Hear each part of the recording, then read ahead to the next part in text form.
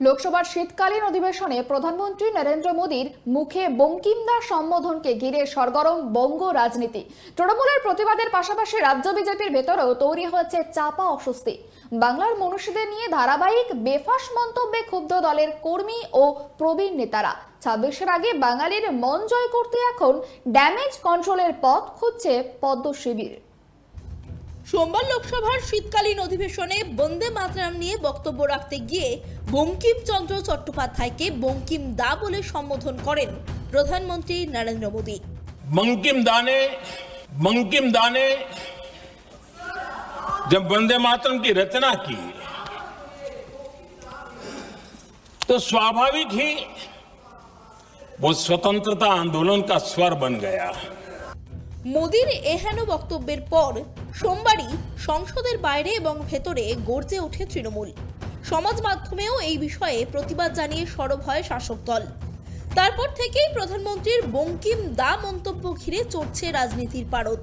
তবে প্রধানমন্ত্রীর বঙ্কিম দা বলে সম্বোধনে শুধু শাসক দল সরব হয়েছে তাই নয়, রাজ্য বিজেপির কর্মীদের মধ্যেও দেখা দিয়েছে চাপা ক্ষোভ। বিজেপির নিচুতলার একাংশের বক্তব্য, কেন্দ্রীয় নেতারা বাংলার মনীষীদের নিয়ে না জেনে নানা রকম মন্তব্য করছেন, তাতে বাংলার ক্ষতি হচ্ছে। মানুষের কাছে দলের কর্মীরা এর কোনো উত্তর দিতে পারছেন না। বিজেপির ওপর মহলের নেতাদের এই অভিযোগ জানাতে শুরু করেছেন দলের কর্মীরা। বঙ্কিমচন্দ্র চট্টোপাধ্যায়কে নিয়ে প্রধানমন্ত্রীর মন্তব্য বাংলা এবং বাঙালির কাছে লজ্জা বলে বিজেপির প্রবীণ নেতারা মনে করছেন। সূত্রের খবর, এর উত্তর কিভাবে দেয়া হবে তা নিয়ে চলছে দলে আলোচনা। খুঁজে দেখা হচ্ছে মুখ্যমন্ত্রী বা তৃণমূল নেতা নেত্রীরা কখন কি বেফাঁস মন্তব্য করেছেন, তার তালিকাও তৈরি করতে বলা হয়েছে বলে বিজেপি সূত্রে খবর।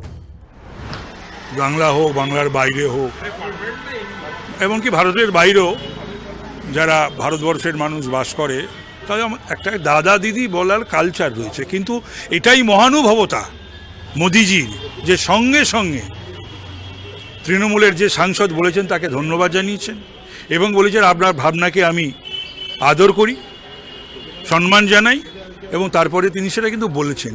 কিন্তু এই যে ভুরি ভুরি মমতা বন্দ্যোপাধ্যায় ভুল ভাল যা খুশি বলেন, অসত্য বলেন, মিথ্যা বলেন, কোনোদিন স্বীকার করেন? এটাই হচ্ছে তফাৎ। 26-এর নির্বাচনের আগে মোদীর বঙ্কিম দা সম্বোধন দলের নেতাদের বাংলা সংস্কৃতি না জানা নিয়ে দলে যথেষ্ট ক্ষোভ রয়েছে।